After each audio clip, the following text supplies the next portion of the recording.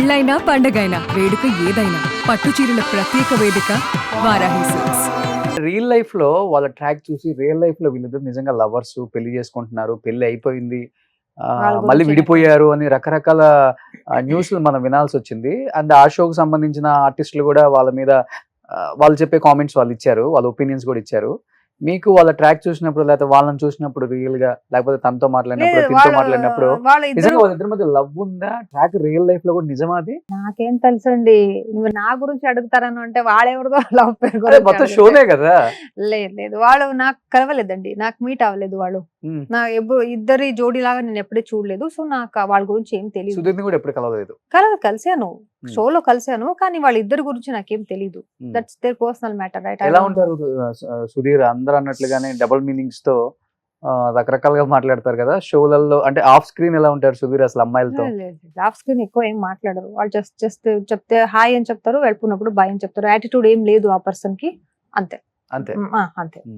But ఈ show తర్వాత నాకు తెలిసినంత వరకు మంచి మంచి ఆపర్చునిటీ రావాలి మీకు సినిమాలలో. మంచి క్యారెక్టర్స్ లైక్ సెకండ్ లీడ్ గానీ, లేకపోతే ఇప్పుడు హీరోయిన్ ఫ్రెండ్ కూడా మంచి త్రూఅవుట్ మంచి మూవీలో మంచి రోల్స్ వస్తున్నాయి కూడా. అలాంటి మూవీస్ ఏం రాలేదా సౌమ్య మీకు తెలుగులో? జబర్దస్త్ యాంకర్ ఉన్నప్పుడు వచ్చేసింది, కొన్ని మూవీస్ వచ్చింది, అన్ని మొత్తం ఎక్స్పోజింగ్, ఈ డాన్సర్, ఈ ఐటమ్.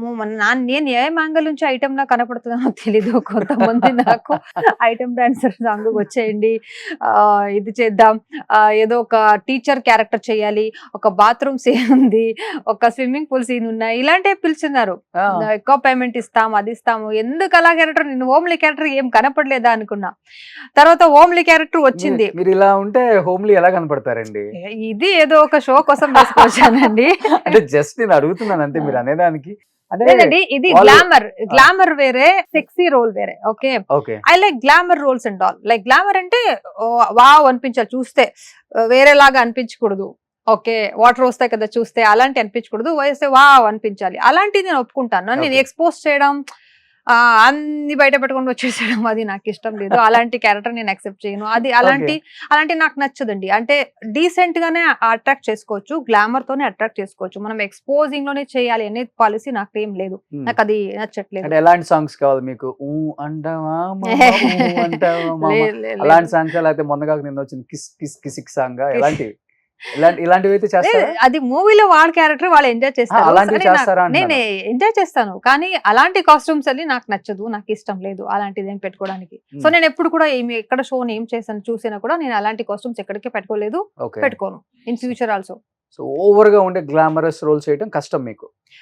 లేదు, హోమ్లీ క్యారెక్టర్ కూడా వచ్చింది, కానీ ఏదో సినిమాలో చిన్న చిన్న క్యారెక్టర్స్ అలాంటివి వచ్చేసింది. సో నాకు ఒక ప్రిఫరెన్స్ ఉన్న రోల్ వస్తే నేను చేస్తాను. ప్రిఫరెన్స్ లేకుండా ఉన్న, అది ఎంత పెద్ద మూవీ హీరోయిన్ పక్కతో నిలబడిన క్యారెక్టర్ కూడా నేను చేయను. వాళ్ళు పక్కతో నిలబడితే చాలు మీరు ఫేమస్ అయిపోతారని చెప్తారు కదా, అలాంటి నాకేం వద్దు. నా క్యారెక్టర్ ఒక తూకం ఉంటుందా, ప్రిఫరెన్స్ ఉంటుందా, అప్పుడు చేస్తాను. ఓకే, సో బాగా క్లారిటీగా ఉన్నారు అయితే మీరు. లేదంటే ఇంట్లో ఉన్నా కూడా నాకేం పర్వాలేదు, కానీ ఏదో ఒక చోట కనపడాలి, నేను కనపడాలి అని నాకేం లేదు. ఎక్కువ షోకి వెళ్ళినా కూడా ఒక ప్రిఫరెన్స్ ఉంటే నేను చేస్తాను, లేదంటే అప్సెట్ అయిపోతాను. మళ్ళీ చెప్పి చేయకపోతే నేను అప్సెట్ అయిపోతాను. అందుకే అలాంటి లేకుండా ఉంటే నేను ఇంట్లో కూర్చున్నదే బెటర్ చేయను అంతే. ఓకే, సో ఇప్పుడు ఏదో ఒక పెద్ద మూవీలో ఆఫర్ వచ్చింది,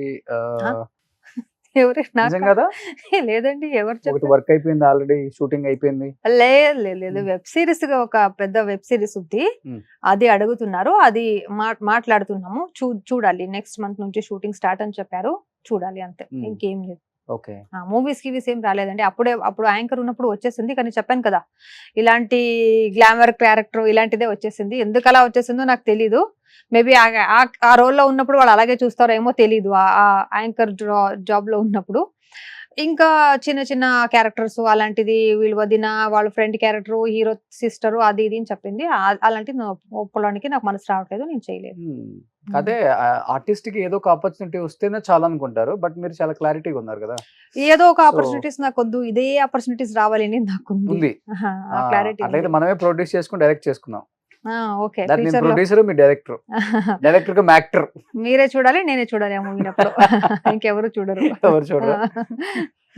తెలుగులో ఉన్న హీరోస్ మీకు బాగా నచ్చే హీరో ఎవరు? చూస్తుంటారు కదా అన్ని మూవీస్. ఇక్కడ చాలా మంది హీరోస్ నచ్చుతారండి. చిరంజీవి గారు, తర్వాత బాలయ్య గారు, అల్లు అర్జున్, మహేష్ బాబు గురించి చాలా విన్నా. అంటే మహేష్ బాబు గారు చాలా మందికి హెల్ప్ చేశారంట. అది బిడ్డలికని ఆపరేషన్ చేశారు, హార్ట్ ఆపరేషన్స్ అని. సో ఇక్కడ చాలా మంది మంచి మంచి హీరోస్ ఉన్నారు. వాళ్ళ ఎన్టీఆర్ నచ్చుతారు, రామ్ చరణ్ గారు నచ్చుతారు, ప్రభాస్ గారు నచ్చుతారు. ఇక్కడ చాలా మంది హీరోస్ నచ్చుతారు. బికాస్ నాకు పర్టికులర్ గా చిన్నప్పటి నుంచి ఏం ఫాలోయింగ్ చేయలేదు కదా. నాకు కొంతమంది పెద్ద పెద్ద వాళ్ళ మూవీస్ కూడా తెలియదు. కొంత పెద్ద పెద్ద వాళ్ళ హీరో నా పక్కన వచ్చి ఓల్డ్ హీరో కూర్చుంటే కూడా నాకు తెలియలేకపోతే ఎన్నిసార్లు ఎయిర్పోర్ట్ లో అలాగే అయింది. పెద్ద పెద్ద హీరోస్ వచ్చి ఉన్నా కూడా వాళ్ళు మూవీ చేస్తారు, హీరో గారు పెద్దవాళ్ళు అని నాకు తెలియదు, గుర్తుపెట్టలేదు. అంటే ఇండస్ట్రీ గురించి అంత గొప్పగా నాకు తెలియదు. కాబట్టి ఏమేమి మూవీ చూస్తానో వాళ్ళ యాక్టింగ్ బాగా చేస్తే వాళ్ళందరినీ నేను ఫాలో అవుతాను. సో అందరి నాకు ఇష్టమే. ఇక్కడ చాలా మంది హీరోస్ నాకు ఇష్టం. ఇక్కడ అన్ఫార్చునేట్లీ మీరు ఇండస్ట్రీకి వచ్చారు అయితే. ఫార్చునేట్ కాదు, లేదు ఇండస్ట్రీ, తెలుగు ఇండస్ట్రీకి అన్ఫార్చునేట్లీ వచ్చా ఆఫ్ కోర్స్. బట్ ఇండస్ట్రీ నాకు కావాలని నేను ముందుంచి ఉన్నా. నేను స్టార్టింగ్ జర్నలిజం అయిన తర్వాత వెంటనే న్యూస్ రీడర్ గా చేశాను, తర్వాత కన్నడ కొన్ని ఛానల్స్ లో యాంకర్ గా చేశాను, ఆ తర్వాత తమిళ ఇండస్ట్రీ, తర్వాత తెలుగు ఇండస్ట్రీ. ఎందుకంటే కన్నడ తెలుగు చెప్పాలంటే సిమిలర్ గా చాలా దగ్గరగా ఉంటుంది. దగ్గరగా? అవును. ఎలా? ఇక్కడ ఆర్టిస్టులు అక్కడ వర్క్ చేస్తారు, అక్కడ ఆర్టిస్ట్ ఇక్కడ వర్క్ చేస్తారు. ఆల్మోస్ట్ లేదు తెలుగు ఆర్టిస్ట్ ఎవరు కన్నడలో చేయరు. ఎందుకు చేయరు? లేదు కన్నడలో లైవ్ వాయిస్ ఉంటాయి. మీకు అక్కడ మూవీస్ అంతా డబ్ అవుతాయి కదా, వస్తాయి కదా. లేదు కన్నడ రిలీజ్ అవుతాయి, అక్కడ సినిమాలన్నీ ఇక్కడికి వస్తాయి. ఇక్కడ 4-5 years లో మీరే చూడండి, కాంతార గానీ, కేజీఎఫ్ కానీ, పుష్ప, బాహుబలి, RRR డబ్బింగ్ అవుతుంది. కానీ మీరు చెప్పింది నేను అనుకున్నానంటే ఆర్టిస్ట్ ఇక్కడ వచ్చేసి చేస్తారు అని అనుకుంటున్నా. ఆర్టిస్టులు కూడా చాలా మంది వచ్చేస్తారు అక్కడ నుంచి, మంచి మంచి సపోర్టింగ్ రోల్స్ ఇక్కడ వాళ్ళు చేస్తారు, ఇక్కడ వాళ్ళు అక్కడ చేస్తారు. సో అంత అవగాహన లేదు మీకు ఇండస్ట్రీ మీద, అంతేనా?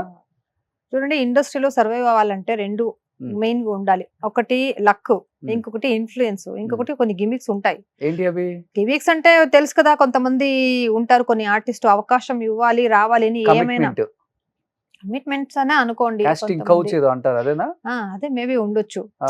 ఎప్పుడు ఎదురైందా మీకు? లేదు నాకు ఇప్పటి వరకు అలాంటి ఏం లేదు. అలాంటి జిమ్మిక్ అన్నారు కదా, ఎప్పుడు తగిలిందేమో మళ్ళీ.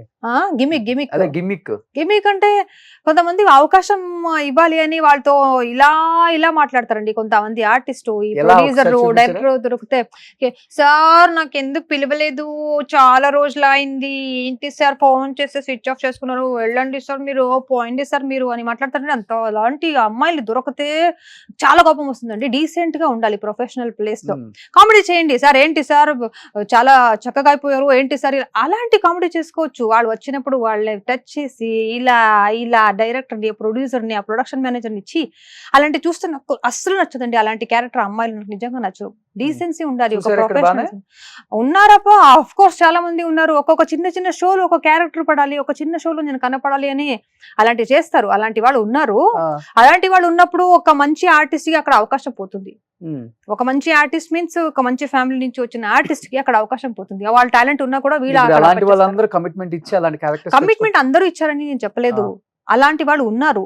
ఆ డీసెన్సీ మెయింటైన్ చేయాలి. ప్రొఫెషనలిజం వెళ్ళినప్పుడు వస్తే, sir good morning sir, hi sir, okay sir అని ఇలా వచ్చడం, ఇలా చేయడం, అలాంటి ఆర్టిస్టు నాకు అస్సలు నచ్చదు. సో ఆ గిమిక్స్ మనకు తెలీదు సర్వైవ్ అవ్వాలి అనే ఇండస్ట్రీలో. ఇన్ఫ్లుయెన్స్ నాకు అసలు ఏం ఇన్ఫ్లుయెన్స్ లేదండి. నా వెనకాల ఎవరు నాకు ఇన్ఫ్లుయెన్స్ చేసేవాళ్ళు ఎవరు లేదు. ఏ సౌమ్యం తీసుకోండి, నేను చెప్తున్నాను తీసుకోండి, చేయండి, అలాంటి చెప్పేవాళ్ళు నాకు ఎవరు వెనకాల, ఒక గాడ్ ఫాదర్ అని చెప్తారు కదా, అలాంటి నాకు ఎవరు లేదు. లక్ కొంతవరకు తీసుకువెళ్తుంది నిజమే, కానీ ఆ లక్ కూడా నాకు లేదు అనుకుంటాను అంతే. సో ఈ మూడు నాకు లేదు. ఇది లేకున్నా ఎవరు వచ్చేస్తే నెక్స్ట్ ఇన్ ఫ్యూచర్ లో 100% I will give my best to the Telugu audience.